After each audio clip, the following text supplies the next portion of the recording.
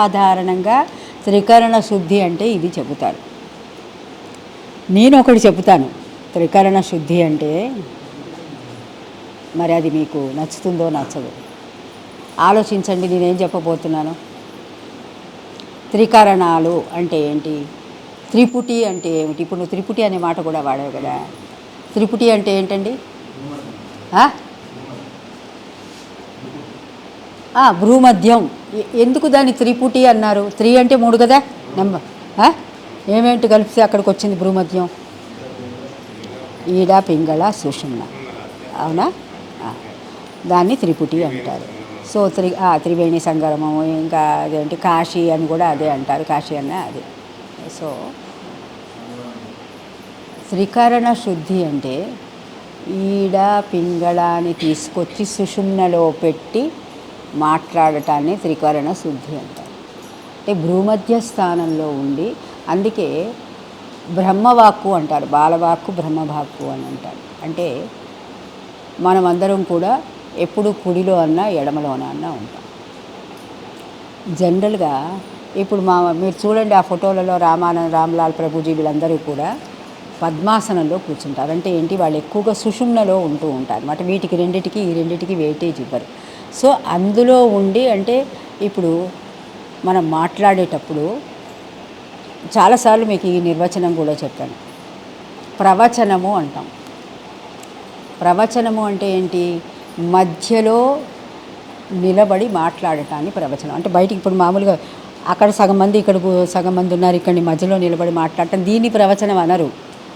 భూమధ్యంలో నీ దృష్టిని పెట్టి అక్కడ ఆ స్థానంలో ఉండి మాట్లాడటాన్ని ప్రవచనము అంటారు. సో మామూలుగా భగవంతుని గురించి, భక్తి గురించి, జ్ఞానం గురించి, వైరాగ్యం గురించి చాలామంది ప్రవచనకర్తలు అంటున్నాం, వాళ్ళని అందరూ మాట్లాడుతున్నారు. కానీ ఒక యోగనిష్టలో ఉండి, ఒక నిష్టలోకి, అంటే ఈడ పింగళని తీసుకొచ్చి భ్రూమధ్యంలో స్థాపితం చేసి, సుషుమ్నలో స్థాపితం చేసి, ఆధార స్థానంలో ఉన్నటువంటి పరమాత్మని భ్రూమధ్యం దాకా తీసుకొచ్చి అక్కడ నిలిపి మాట్లాడటాన్ని ప్రవచనము అంటారు. దానినే త్రికరణ శుద్ధి అంటారు. శుద్ధి ఎందుకన్నారు దాన్ని అంటే? అది శుద్ధం. అందుకే ఇప్పుడు చూడండి, వాళ్ళు సంకల్పించకపోయినా, ఇది ఇలా జరగాలని సంకల్పించకపోయినా, జ్ఞానులు ఏం చేస్తారంటే కొన్ని తరాల వాళ్ళు మాట్లాడిన ప్రతి మాట, ప్రతి చర్య, ప్రతి చేష్ట కొన్ని తరాలకి పనికొచ్చేటట్టుగా అది మారుతుంది. ఎలా చూద్దాం. చంద్రయారు ఉన్నారు, సరే, ఆయన ఇక్కడ ఈ మక్తంపూర్లో ఆయన జన్మస్థలం ఇది. జన్మస్థలం ఇది అయిన తర్వాత ఆయనకి జ్ఞానం వచ్చింది. అదే జనరల్గా ఏంటంటే, మనం ఎక్కడైతే ఆవిర్భావం ఎక్కడైతే జరుగుతుందో, జనరల్గా చిన్నప్పటి నుంచి అతన్ని మనం చూస్తాం కాబట్టి అతనిలో ఉన్నటువంటి దివ్యత్వాన్ని మనం గుర్తించం తొందరగా. ఎవరు గుర్తిస్తారు? మనం దూరంగా వెళ్ళినప్పుడు బయట వాళ్ళు గుర్తిస్తారు. ఇక్కడ ఉన్న స్థానికులు ఎప్పుడు కూడా గుర్తించరు. సో ఆ విధంగా చంద్రయారులు ఎక్కడికి వెళ్ళిపోయారు? మిర్యాలగూడకి వెళ్ళిపోయారు. సో అక్కడ ఆయన ఈ జ్ఞానం గురించినటువంటి, తను చేసినటువంటి సాధనని గురించి అనేక మంది శిష్యులను ఏర్పాటు చేసుకుని మిర్యాలగూడ నుంచి హైదరాబాద్కు వచ్చారు.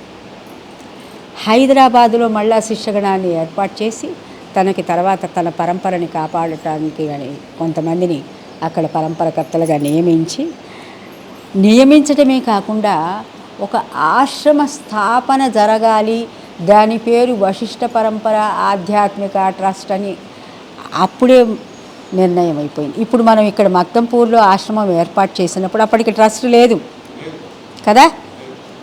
కానీ మనం గేటు మీద ఏం రాసుకున్నాం? వశిష్ఠ పరంపర ఆధ్యాత్మిక ట్రస్ట్ అని రాసామో లేదో? వశిష్ఠ పరంపర రాసిందా?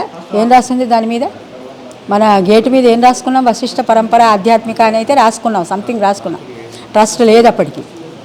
అంటే నేను అనేది ఏంటంటే, ఇది వశిష్ఠ పరంపర ఆధ్యాత్మికతని చెప్పేటటువంటి ఒక వశిష్ఠ పరంపర ఒకటి నిర్మాణం జరగాలని ఆల్రెడీ ఆయన కేవలం వచనం ద్వారానే అయింది. అక్కడ త్రికరణ శుద్ధి అయిందా? కర్మ అయిందా?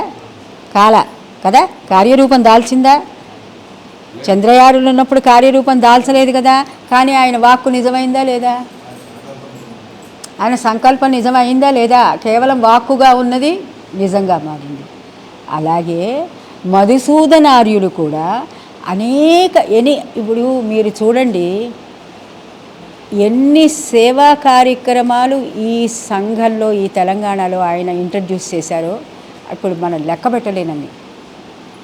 శాకాహారము, తర్వాత మన పశు పోషణలో దాన్ని ఏమంటారా, కాదు గోసేవ సరే, దాన్ని ఏమంటారు, కాదండి ఆర్గానిక్ ఫార్మింగ్ని ఏమంటారా, సుస్థిర వ్యవసాయం కాకుండా ఇంకోటి అన్నారా, సేంద్రియ వ్యవసాయం కాకుండా ఇంకో మాట వాడేమే, ఆర్గానిక్ కాదబ్బా, అది ఇంగ్లీష్ మాట కాదు,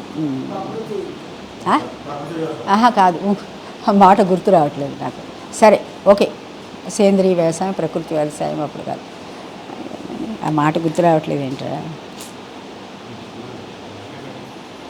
మర్చిపోయాను. సరే అదొకటి.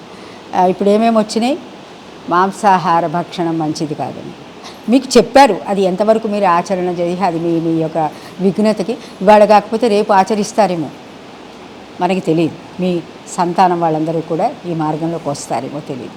సో మాంసాహార భక్షణ, పశుబలి పనికిరాదని, సేంద్రియ వ్యవసాయము, గో సంరక్షణ, పిల్లలకి శిక్షణ, పిల్లలకి పోషకాహారము, పిల్లల కుమార అభివృద్ధి అభ్యుదయ ప్రకల్ప, తర్వాత ఇంకా అన్నదానం,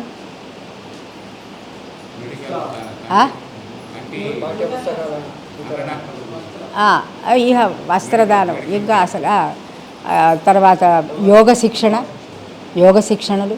సో ఇట్లా ఏంటంటే అలాగే 2 ఆశ్రమ నిర్మాణాలు, ఒక ఆశ్రమం చంద్రయారులు చెప్పింది, అక్కడ ఒకటే ఆశ్రమం, అది 2గా పరిడవిల్లింది.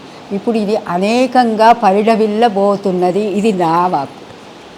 ఏకము, ద్వైతము, అనేకము, ఇది అనేకంగా మారబోతున్నది.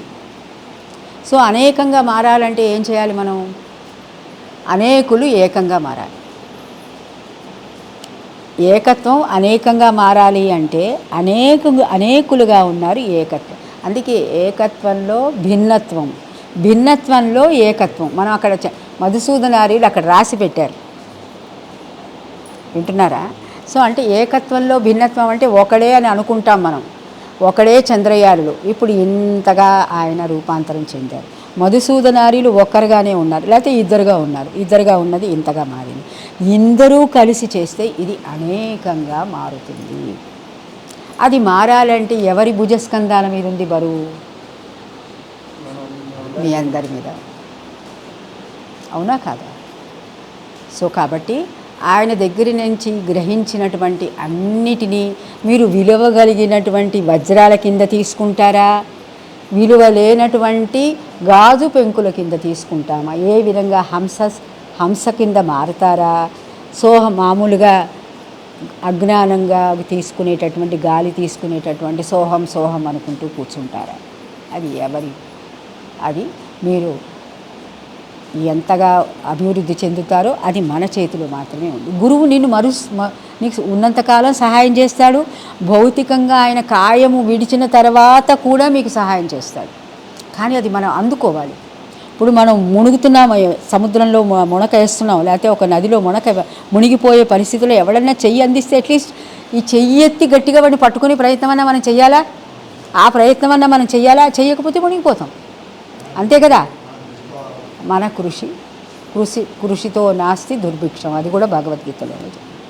సో ఆ విధంగా ఆయన ఇప్పుడు పాదుకొల్పినటువంటి ఎన్నో చెట్లని మీరు సంరక్షించి వాటిని మహావృక్షాల కింద మీరు